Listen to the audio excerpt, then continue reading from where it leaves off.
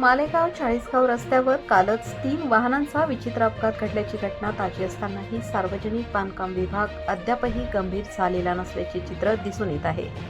त्यामुळे संबंधित विभाग अजूनही गुरमीतच आहे काय, असा संतप्त सवाल वाहन चालक व नागरिकांकडून उपस्थित केला जात आहे.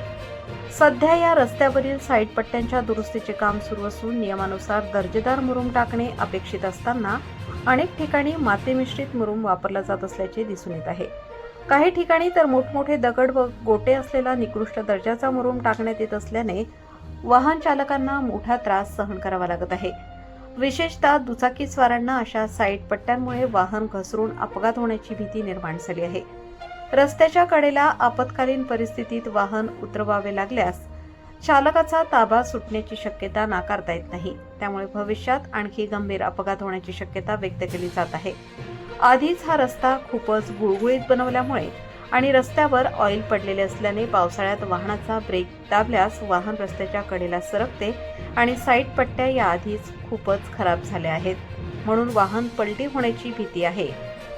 अशातच जर असे निकृष्ट काम होत असेल तर वाहन चालकांनी वाहन चालवावी तरी कसे, असा सवाल उपस्थित होत आहे.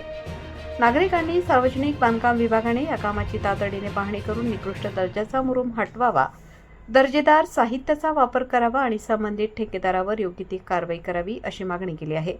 अन्यथा एखादी गंभीर दुर्घटना घडल्यानंतरच प्रशासन जागे होणार का, असा संतप्त सवालही नागरिकांनी उपस्थित केला आहे.